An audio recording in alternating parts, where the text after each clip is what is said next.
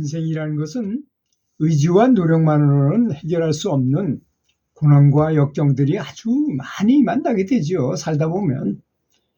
사람의 수명도 그렇고 재산을 얼마나 가질 수 있는가, 또는 대인관계에서 오는 여러 가지 갈등, 많은 것들이 우리의 뜻대로 되지는 않는 것입니다. 그렇다고 해서 일어나는 운명을 가만히 그대로 고스란히 받아들일 수만도 없는 것 아니겠습니까? 이런 어려움이라는 건 아마 숙명적으로 우리가 전에서부터 태초서부터 지금까지 얼마나 많은 윤회를 했겠습니까? 만약에 우리가 윤회를 안 했으면 벌써 저 천국에서 이 지구로 내려오지도 않았을 거 아니겠습니까? 이런 숙명적인 업보 때문에 이런 일을 만나게 된다고 저는 생각합니다. 그렇다면 이런 어두운 운명을 바꾸고 밝은 미래로 나아가기 위해서는 우리는 과연 어떻게 해야 할까요? 먼저 현재의 어려움을 받아들이고 그렇게 된 것에 대한 원인을 찾아서 그 업보를 소멸시키기 위한 강한 의지와 노력이 필요할 거 아니겠습니까? 그 바로 노력이, 내 힘만 가지고 그것이 가능할까요? 그거는 절대로 불가능할 것 같은 생각이 들지 않습니까? 그래서 불보살님들에게 의지하고자 하는 것입니다. 그래서 연불 기도를 통해서 이러한 업보를 소멸하는 일을 이루는 것이 가장 좋은 방법이라는 것입니다. 그렇지 않습니까? 우리의 마음과 행동이, 생각과 이것이 다 변하면 운명도 자연스럽게 변하기 때문 아니겠습니까? 일체유심제라는 말이 있잖아요. 생각에 따라서 이렇게 바라볼 수도 있고 저렇게 바라볼 수도 있습니다. 아인슈타인이 상대성 원리를 물어보니까 이렇게 말했다고 합니다. 호수가 있는데 호수에서 저 건너편에 한 사람이 있고 나는 이쪽 건너편에 있어. 그런데 오리 한 마리가 내 쪽으로 이렇게 오고 있어요. 그 오리가 가는 것은 그대로 진리인데 저쪽 건너편에 있는 사람이 볼 때 오리가 어떻게 가고 있느냐? 그러면 나에게서 멀어져 가고 있다. 그런데 나는 어떻게 보입니까?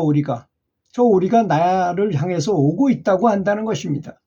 똑같은 사물을 가지고도 보는 눈이 자기가 처한 위치에 따라서 전혀 다르게 보인다는 것입니다. 또한 예를 들기를, 기차가 지금 달려가고 있어요. 근데 내가 여기서 기차 안에서 이렇게 물건을 딱 떨어뜨리면 실제로 떨어진 곳은 저쪽이었는데 기차가 가는 시간 때문에 여기서 떨어지잖아요. 떨어진 지점은 전혀 다른데도 우리가 그 안에 탄 사람이 볼 때는 바로 밑으로 떨어진 것처럼 보인다는 것입니다. 그것이 아인슈타인의 상대성 원리를 본인이 설명한 내용이었어요. 그래서 이렇게 생각이 변하고, 생각이 변하면 말도 변하게 될 것이고, 그렇지 않습니까? 또 말이 변하고 생각이 변하면 행동도 저절로 자비롭게 변할 것이라는 것입니다. 그것을 바로 신구의 삼업이라고 말하잖아요. 즉 생각과 말과 행동을 말하는 거죠. 이렇게 바르게 맑게 하는 수행과 기도는 바로 업보를 소멸하고 밝은 운명으로 가게 하는 유일한 길이라는 것입니다. 그런데 우리는 또 어떤 사람은 완전히 그냥 오로지 부처님에게 연불만 하고 기도만 하고 이 신구의 삼업을 같이 닦지 않으면 그런 사람을 가지고 뭐라고 말하느냐, 우리는 언행일치가 안 되는 사람이라고 말합니다. 그래서 보면은 좀 사회적으로 저명하고 돈도 많은 사람이 무슨 잘못을 저지르면 2배, 3배로 더 크게 보이는 법인 것입니다. 그래서 연예인들은 굉장히 조심하잖아요. 술도 안 마시고, 어떤 사람은 자기가 술을 잘 마시는데 실수를 가끔 하니까 절대로 차를 사지 않는 사람도 있어요. 남의 차만 타고 다니는 거예요. 내가 술 먹고 잘못하면 실수할까 봐. 실제로 그런 일이 벌어지기도 했고, 그 사람이 그렇게 노래를 잘하고 인기가 많음에도 불구하고 어떤 사고를 치고 그걸 빠지려고 했다 그래가지고 엄청나게 아마 일반인보다 더 좀 가중처벌되지 않았는가 이런 생각이 제 나름대로는 들더라고요. 뭐 법에서 그렇게 할 리가 있었겠습니까마는 그런 생각이 들기도 했습니다. 그렇게 연불만 열심히 하고 기도만 열심히 하는 것이 아니라 반드시 신구의 삼업을 생각과 말과 행동이 언행일치가 되도록 해야 된다는 것입니다. 제가 그런 말씀을 많이 드렸죠. 제가 영능 투시하는 사람들을 옆에 두고 연부를 했더니 관세음보살님이 나타나서 나의 빚을 크게 해줘가지고 야, 내가 큰 신통도 있고 큰 지혜도 있고 좋아지겠구나라고 기대했는데 전혀 어떤 현상이 나타나지 않더라는 것입니다. 그럼 나중에 선지식께 질문을 하고 답변을 들었는데 그것이 바로 뭐냐? 언행일치가 되지 않아서 그렇다는 거.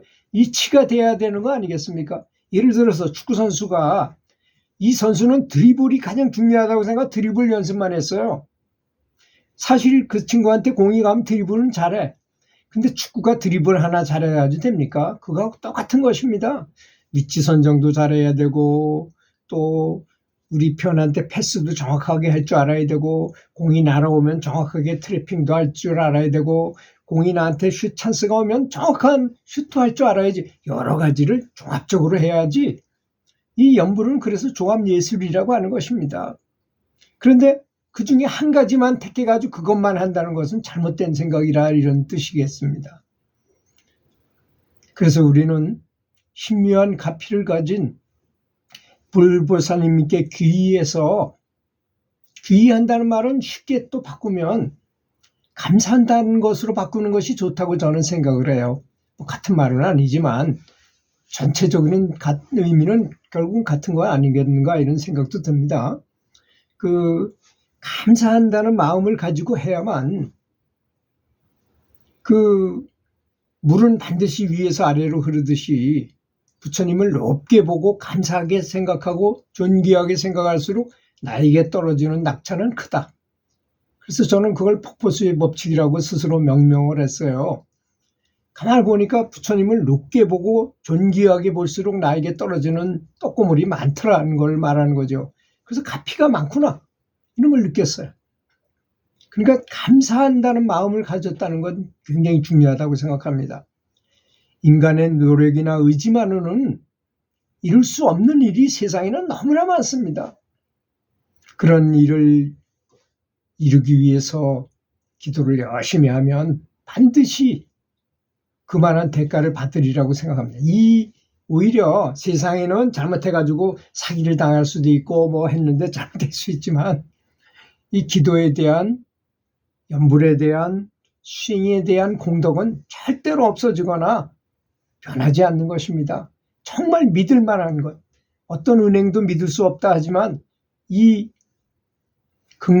극락은행은 부처님을 부르는 이 은행은 정말 신뢰할 수 있고 믿을 수 있고 그만한 대가를 받을 수 있는 곳이라고 믿으시기 바라겠습니다.